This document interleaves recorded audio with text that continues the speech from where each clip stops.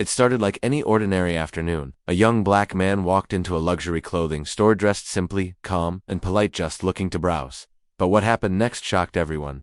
Before he could even speak, the store manager stormed over with a hard stare and an even harder attitude, accusing him of being in the wrong place. The manager's words quickly turned hostile, his actions even worse. Without asking a single question, without giving the man a chance to explain who he was, the manager grabbed him, pushing him out with force right there in front of customers and cameras. The man didn't fight back. He stayed quiet, calm, but his eyes said everything. What the manager didn't know, and what he was about to find out in the most humiliating way, was that the man he had just assaulted wasn't just some random customer. He was actually the new owner of the entire luxury retail chain, a billionaire who had quietly bought the brand just weeks earlier.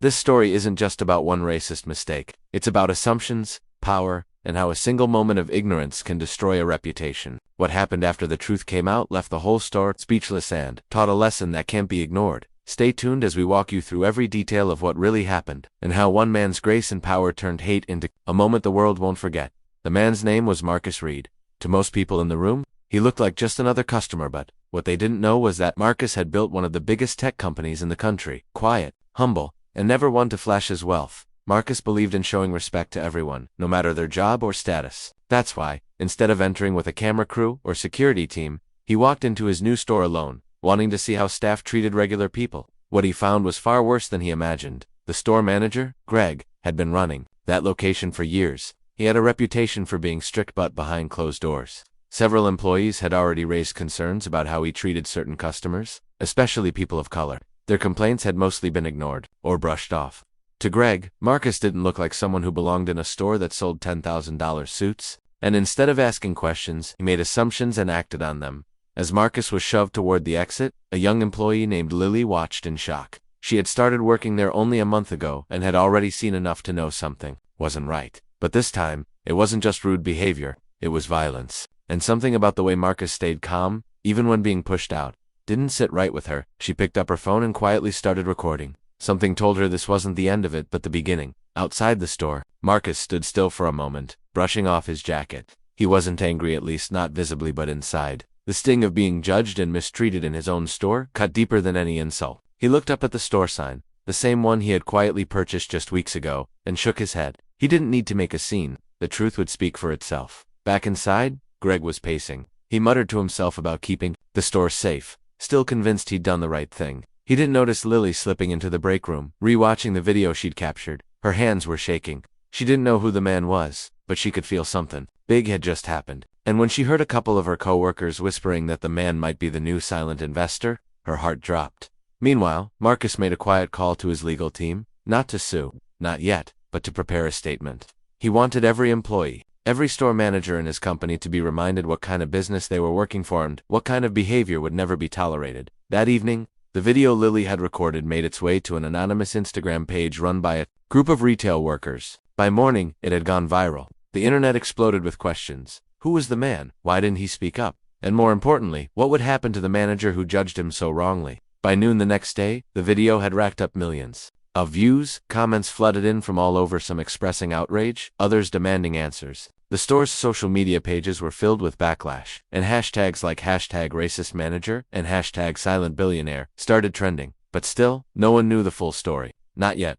Inside the corporate offices, the pressure was building. Employees at all levels were suddenly aware that the man they had just seen humiliated on camera was Marcus Reed, their new majority owner. Word spread like wildfire. Phones rang nonstop. PR teams scrambled to prepare statements. But Marcus told them to wait. He wasn't looking for a show. He wanted the truth to sink in naturally. Meanwhile, Greg, still unaware of Marcus's identity, was panicking for a different reason. A regional supervisor had called for an emergency meeting. Customers had stopped coming in. The staff looked at him differently now, especially Lily, who stayed quiet but watched everything closely. She knew something was coming, and so did the others. Tension in the air grew heavier with each hour. Marcus returned quietly to the store's corporate building later that afternoon. This time, not alone. He brought several team members who had helped him build his company from the ground up, people who had faced the same kind of discrimination, people who understood the weight of what had happened. They sat in the conference room as Greg was called in, still completely unaware of who was sitting at the head of the table. What happened next would change everything.